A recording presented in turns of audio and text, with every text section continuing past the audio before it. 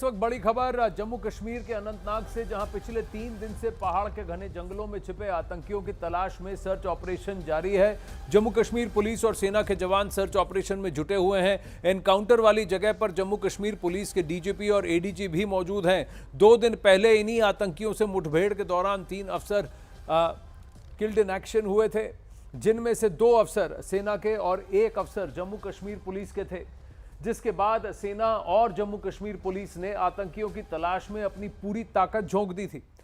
इलाके में जारी सर्च ऑपरेशन के दौरान दोनों तरफ से रुक रुक कर गोलीबारी हो रही है।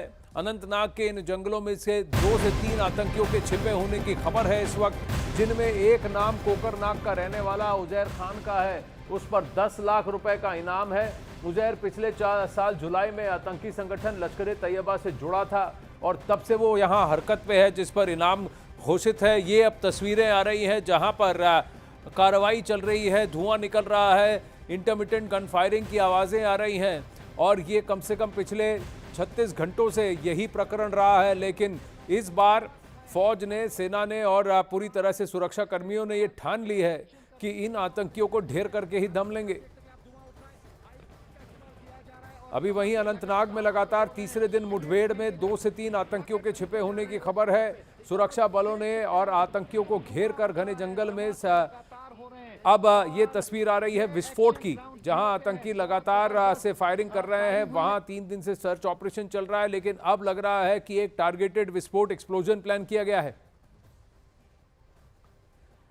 आइए देखते हैं रिफत की रिपोर्ट। जी रिफत। जी बिल्कुल, ऑपरेशन लगातार जारी है और आज तीसरा दिन है और इस तरीके से मैं दिखाना चाहूँगा, यही वो स्पॉट है।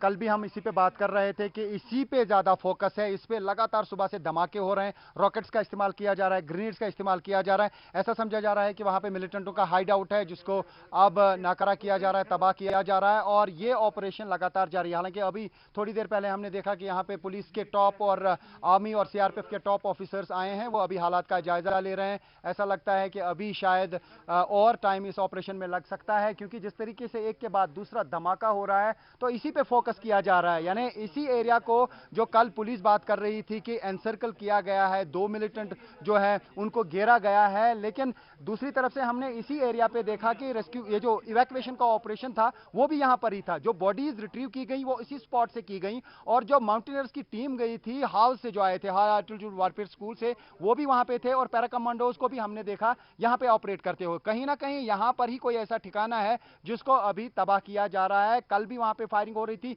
और आज सुबह से बहुत ज्यादा शिद्दत से धमाके हो रहे थे।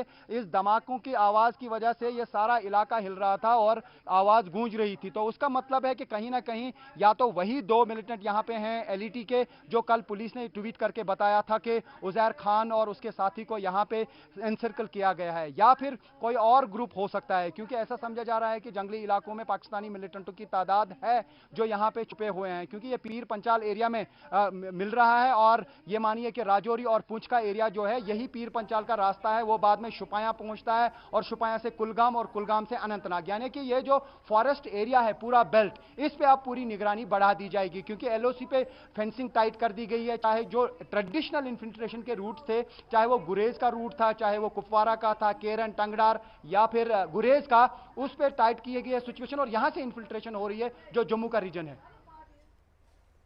अब वहीं अनंतनाग में आतंकवादियों और सुरक्षा बल के बीच मुठभेड़ अभी भी जारी है। वहां लगातार विस्फोट और फायरिंग हो रही है। आतंकियों के खात्मे के लिए कुछ देर पहले सेना की तरफ से घने जंगल में विस्फोट किया गया था। देखिए ये रिपोर्ट। कोकरनाग में जिस स्पॉट पे ऑपरेशन चल रहा है उसमें जबरदस्त अभी धमाका हुआ। ऐसा लगता है कि आईईडी धमाका हुआ। लगातार इस एरिया को टारगेट किया जा रहा है। लगता है कि वहीं पे मिलिटेंटों का हाइड आउट है, जिसको लगातार तबाह करने की कोशिश की जा रही है। कल भी जबरदस्त धमाके इसी स्पॉट पे हुए और अभी एक जोरदार धमाका यहां पे हुआ।